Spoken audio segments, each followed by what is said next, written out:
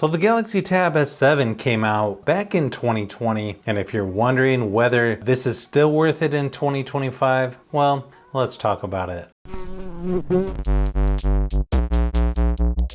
Obviously, this tablet was quite a bit more expensive back when it launched, around $650, which actually sounds pretty good nowadays, considering how more expensive things are now. Of course, you can get this much cheaper now, actually pretty close to the Galaxy Tab A9 Plus pricing. If you get the Amazon Renewed version, storage options were not that much different back then. At 128 gigabytes of storage, it goes up to 512, and you get 6 or 8 gigabytes of RAM, depending on what storage option you go with. I know some people were disappointed back then when Samsung switched from an AMOLED to the LCD display that's on this one. It's got an 11-inch display with 120 Hz refresh rate at 1600 by 2560 resolution. It's actually pretty comparable to the newer Tab S8, and I think it's going to be bright enough for most things. Some people may prefer the dynamic AMOLED display on the Tab S9, or now of course the Tab S11, since they skipped this size on the S10 series. Build quality on this is pretty similar to the Tab S8. You can also watch YouTube videos at up to 4K resolution. Of course, it's Widevine L1 for streaming apps like Netflix. I think overall quality on here is still pretty good for most things, especially if you compare this to entry-level or mid-range tablets. Battery life on here is actually pretty similar to the Tab S8 and some of the newer Samsung tablets, lasting 7.5 hours during my typical battery drain test at 100% screen brightness. So it should last a couple days with mixed usage, even longer once you turn the screen brightness down. It also has up to 45-watt fast charging, which on some of the newer budget tablets you're not going to get.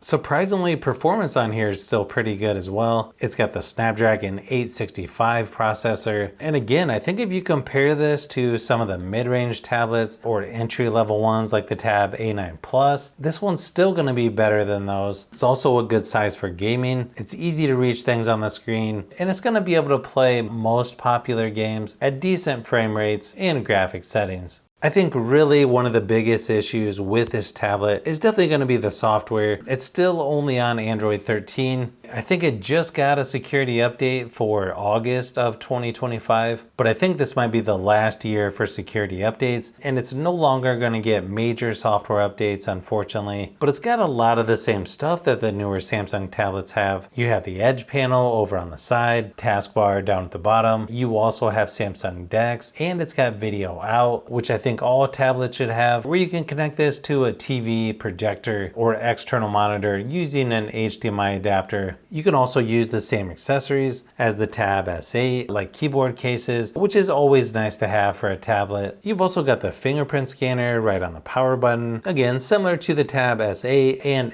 FE tablets. Obviously, you're still going to get updates to the individual apps that you have on here. Just keep in mind, you're not going to be able to download all of the apps, especially once they start raising which Android version you need to have in order to download some of the newer apps. I think this tablet could still handle newer versions of Android. The good thing is Samsung has started to give newer tablets 7 years of software updates, which was sort of unheard of back when this tablet first came out. So that's definitely good news for anyone buying newer Samsung tablets. As far as speakers go, you have 2 on each side with Dolby Atmos. It's definitely one of the better sounding speakers in my opinion, but here's a quick sample just to give you an idea of what it sounds like compared to some of the newer Samsung tablets.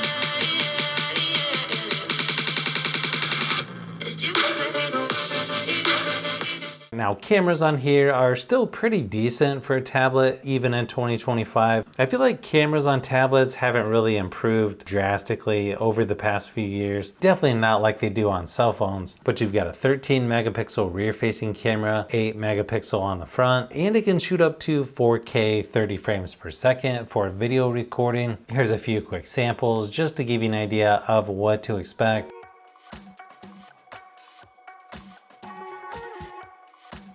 So yes, there's still quite a few good things about the Tab S7, even in 2025. Like I said earlier, probably the biggest reason not to get this tablet is going to be the lack of software updates. I feel like you'd probably want to go with at least the Tab S8 or newer to get longer software updates. If this was like the newer Samsung tablets that were getting 7 years of software updates, then yeah, I would say it's still worth it really. But if you like tablets, phones, and other tech, I've got a lot more stuff that I'm working on as usual, so you'll want to keep an eye out for those upcoming videos.